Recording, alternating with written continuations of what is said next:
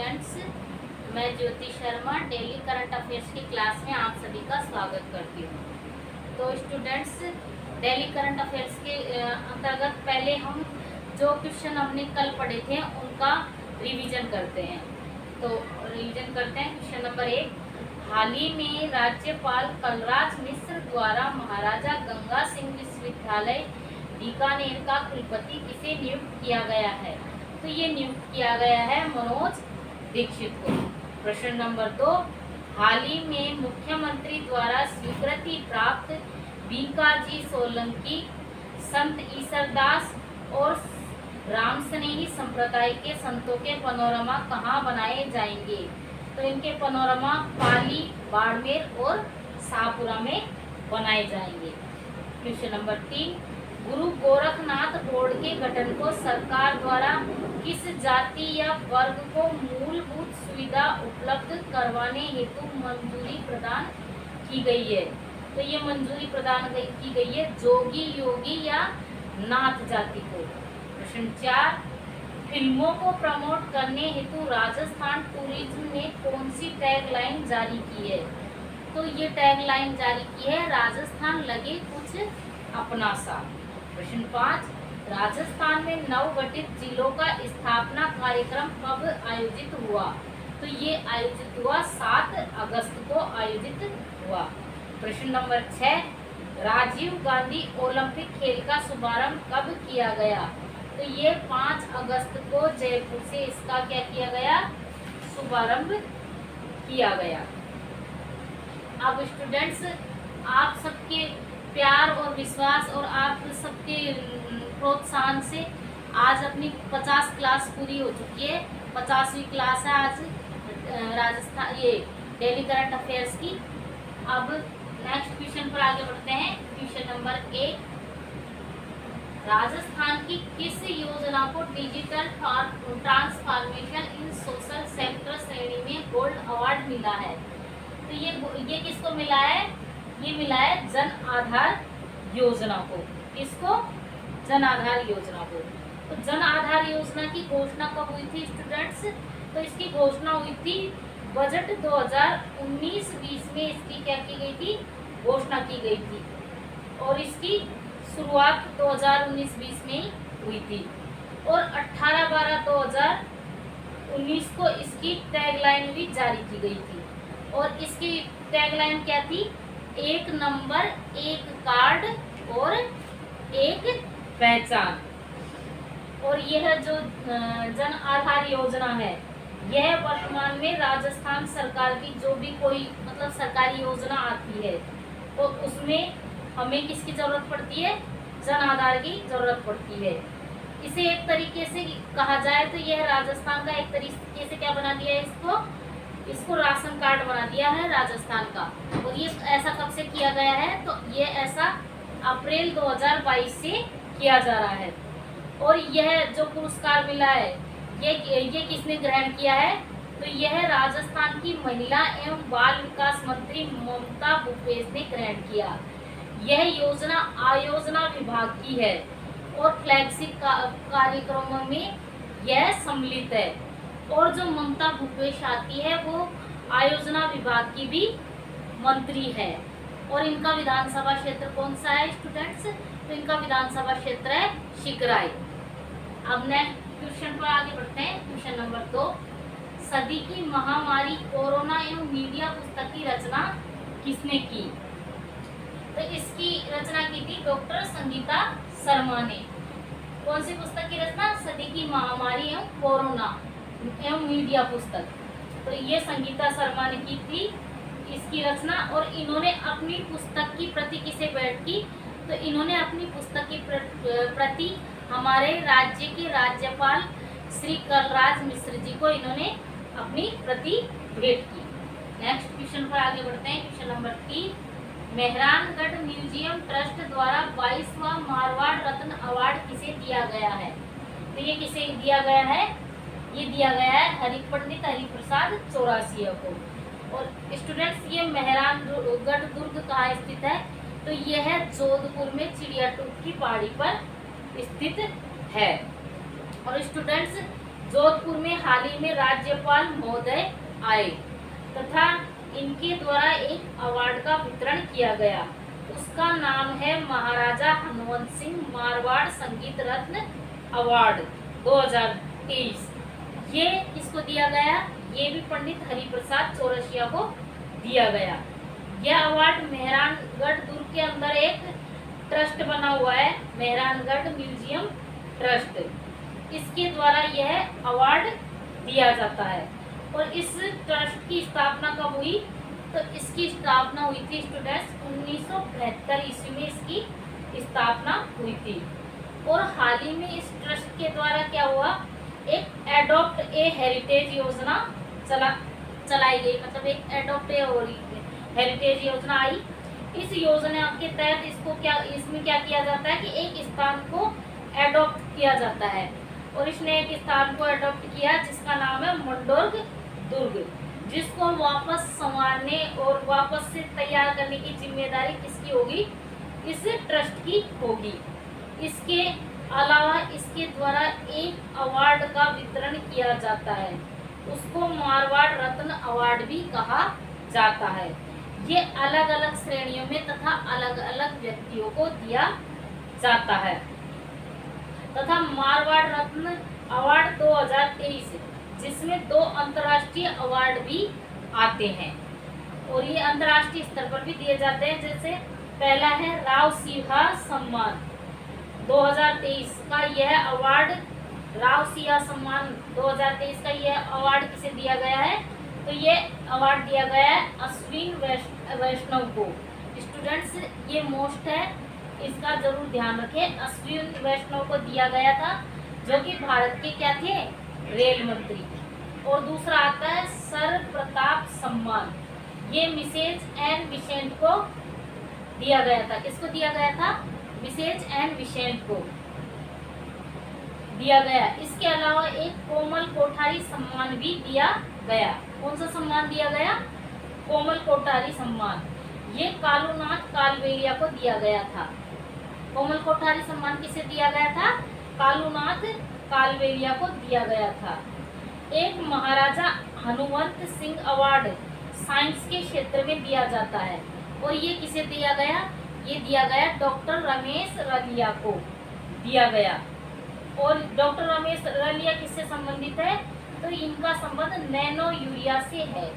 और इसके अलावा यहाँ एक रानी बटियानी सम्मान भी दिया जाता है। ये किसको दिया गया? ये ऐश्वर्या भाटी को दिया गया। नेक्स्ट क्वेश्चन पर आगे बढ़ते हैं। Question number 4, Rajasthan export promotion council की ओर से जोधपुर में राजस्थान इंटरनेशनल एक्सपो का आयोजन कब किया जाएगा? तो ये किया जाएगा 4 से 6 मार्च 2024 को, मतलब अगली साल 2024 में इसका आयोजन किया जाएगा।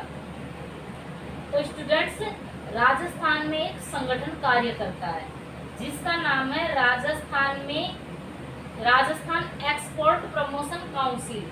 इसका उद्देश्य है राजस्थान में व्यापार को बढ़ावा देना। इसकी स्थापना राज्य सरकार ने अधिसूचना जारी कर की नवंबर 2019 में की। हम राजस्थान में एक्सपोर्ट प्रमोशन काउंसिल बनाने वाले हैं, मतलब राजस्थान सरकार ने अधिसूचना जारी की कि हम राजस्थान में एक एक्सपोर्ट काउंसिल बनाने वाले हैं तथा वस्तुओं के उत्पादन को बढ़ावा देने के लिए जुलाई 2020 में इसकी क्या की गई? स्थापना की गई। इसके चेयरमैन बने राजीव अरोड़ा, जो आज भी इसके चेयरमैन है। पहले चेयरमैन भी राजीव अरोड़ा बने थे और आज भी राजीव अरोड़ा इसके चेयरमैन है। यह राज्य में निर्यात को बढ़ावा देने का कार्य करता है, जिसमें पहला काम है मिशन निर्यातक बनो। यह पहली बार 29 जुलाई वर्ष 2021 में आया। इसका संचालन रिको तथा राजस्थान उद्योग विभाग करता है। कौन करता है इसका संचालन? रिको तथा राजस्थान उद्योग विभाग करता है। मिशन निर्यातक बनो का सेकंड चरण कब आया?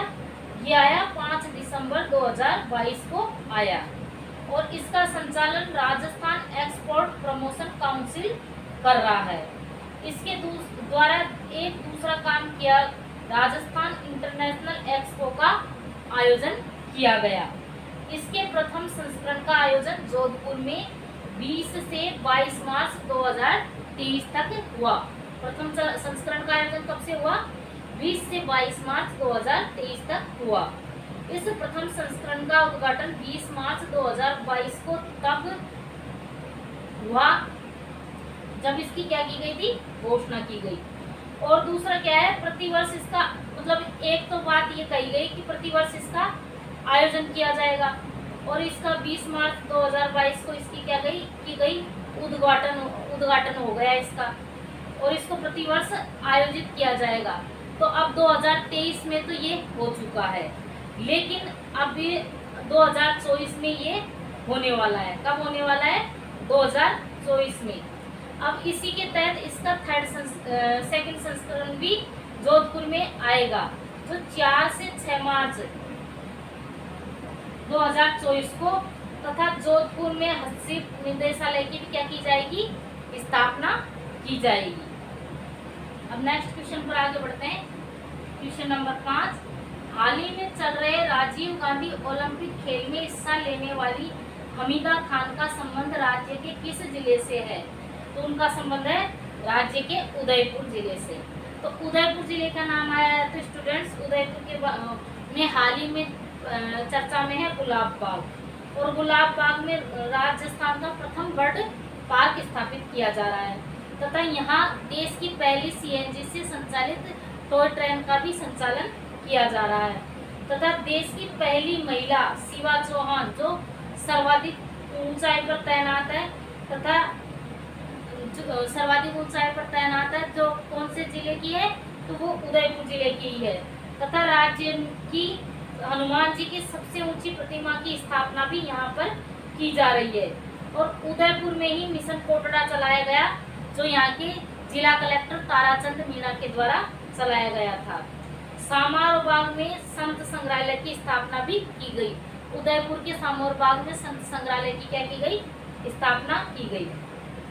उदयपुर की हमीदा खान 1980 में एक टूर्नामेंट हुआ था, इंटरनेशनल एशियन गेम्स, जिसमें इन्होंने क्या किया था? भाग लिया था। उसके बाद 1982 में नई दिल्ली में एशियन गेम्स हुए थे, इसमें इन्होंने 400 मीटर रेस में पार्टिसिपेट किया था। अब यही हमीदा खान वापस राजीव गांधी शहरी ओलंपिक खेलों में क्या कर रही है? पार्टिसिपेट कर रही है, और अब अभी लगभग इनकी उम्र हो गई है 80 साल के लगभग इनकी उम्र हो गई है। अब नेक्स्ट क्वेश्चन पर आगे बढ़ते हैं। क्वेश्चन नंबर 6, मिस राजस्थान 2023 का खिताब किसने जीता? तो ये वैष्णवी शर्मा ने जीता। किसने जीता?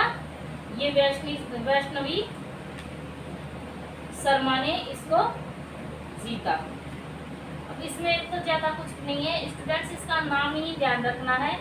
और आपको स्टूडेंट्स पता होगा RASP की एग्ज़ाम डेट की घोषणा हो चुकी है, और ये घोषणा 8 अगस्त को हो चुकी है।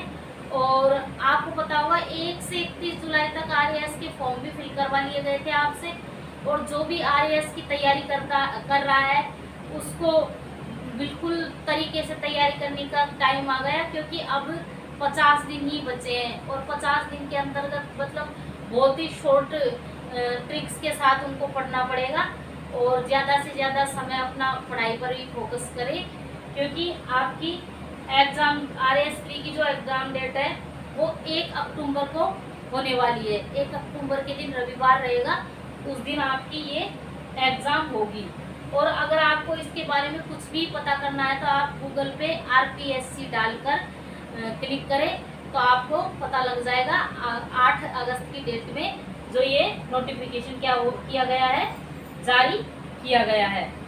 अब RAS की तैयारी करने के लिए स्टूडेंट्स आपको ज़्यादा से ज़्यादा इस टाइम क्या करना है कि आपको करंट अफेयर्स पे फोकस करना है, और अपना जो इकोनॉमिक सर्वे है उसको अच्छी तरह से तैयार करना है। इकोनॉमिक सर्वे के डाटा अच्छी तरीके से तैयार करने हैं, क्योंकि आपको पता है वो आएंगे जरूर, और इकोनॉमिक सर्वे के डाटा तो 100% श्योर है आएंगे।